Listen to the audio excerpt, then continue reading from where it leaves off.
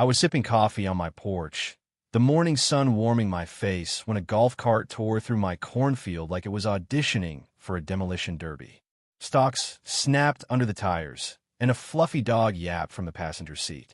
The driver, a woman with a floral scarf and sunglasses bigger than her face, waved at me like I was the one crashing her party. I stood there, mug frozen midair, watching my livelihood get flattened.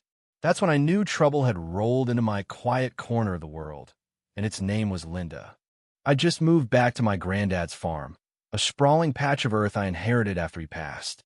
He always said the land had a voice if you listen close. I was here to plant corn, fix fences, and escape the city's noise not to play referee in a suburban soap opera. But the tire tracks I found the next morning told a different story.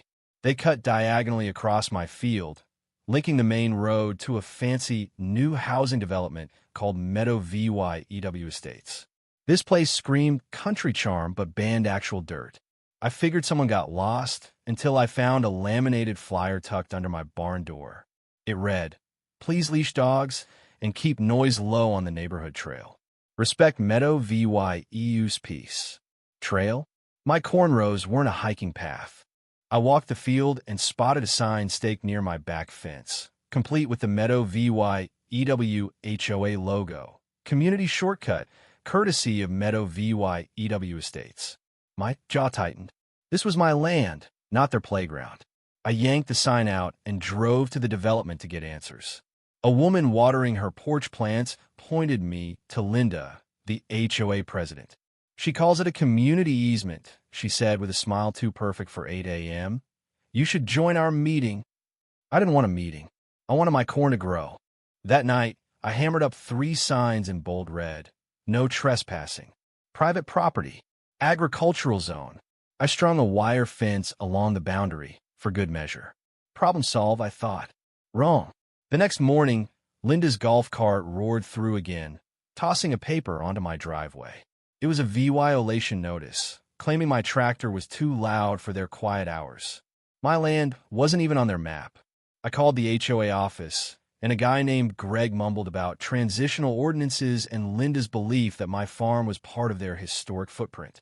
I hung up, grabbed binoculars, and camped out with sweet tea, ready to catch her in the act. Sure enough, Linda led a golf cart parade through my field, scarf flapping like a battle flag. 2 neighbors trailed her, one while VYing like we were old pals. The damage piled up, ruts deepened, roots rotted, and a whole corner of corn wilted under compacted soil. I mailed a cease and desist letter to the HOA, Linda, and every board member. No response. Instead, they nailed up more signs, including one that read, "Next left, Linda's Cafe." When I caught her narrating a guided tour through my crops, pointing at my corn like it was a model home, I'd had enough. It was time for something she couldn't ignore. I called a metal supplier, a sign printer, and a buddy who knew farm safety gear. By dusk, I had a plan. Spring-loaded spike strips buried under the shortcut, triggered remotely to pop tires without hurting anyone. Legal, as long as I posted warnings. I built it myself, anchored it in concrete, and hid it under dirt. The sign stayed up, the fence was reinforced, and cowbells jangled if anyone crossed. I waited, coffee in hand, drone feed flickering on my laptop.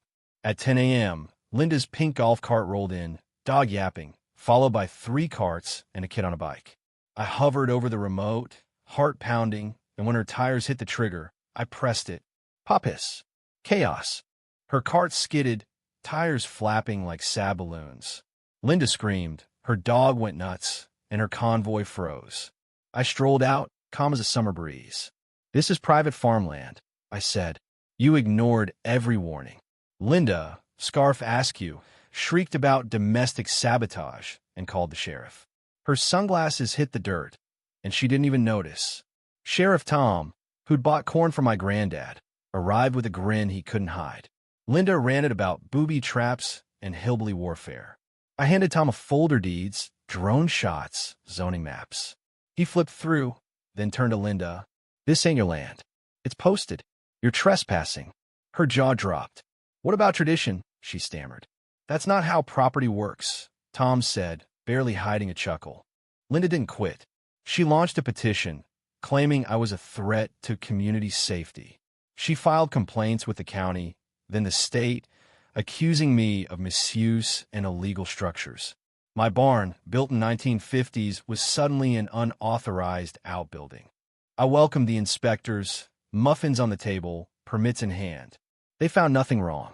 One even laughed, saying Meadow VYEW didn't get how farms worked. Linda posted that the state was investigating, but neighbors started whispering. Her shine was fading. She tried one last stunt, a lien against my land for trail disruption and emotional distress.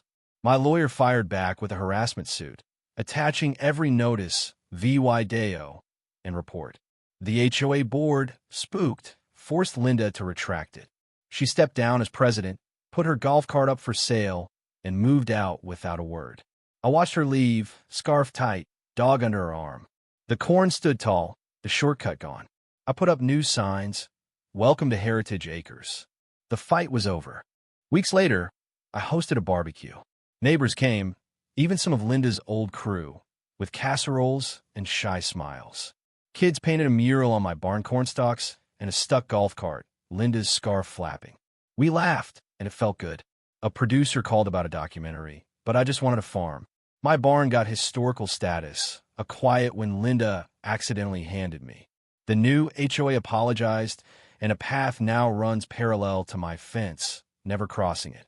Harvest was strong, and the market folks knew my name not for the feud, but for the corn.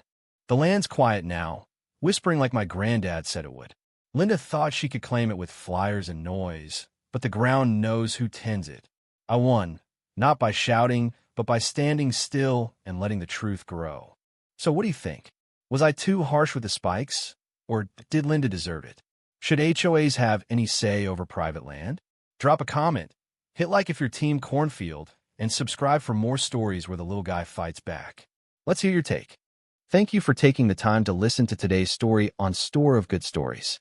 If this story touched your heart or made you think, don't forget to hit like and share the video to spread this positive message to more people. And if this is your first time here, make sure to subscribe and turn on the notification bell so you won't miss any of the meaningful stories we share every week. Your support is the biggest motivation for Store of Good Stories to keep bringing heartfelt and valuable stories to you. See you in the next video. Thank you for taking the time to listen to today's story on Store of Good Stories. If this story touched your heart or made you think, don't forget to hit like and share the video to spread this positive message to more people. And if this is your first time here, make sure to subscribe and turn on the notification bell so you won't miss any of the meaningful stories we share every week. Your support is the biggest motivation for Store of Good Stories to keep bringing heartfelt and valuable stories to you. See you in the next video.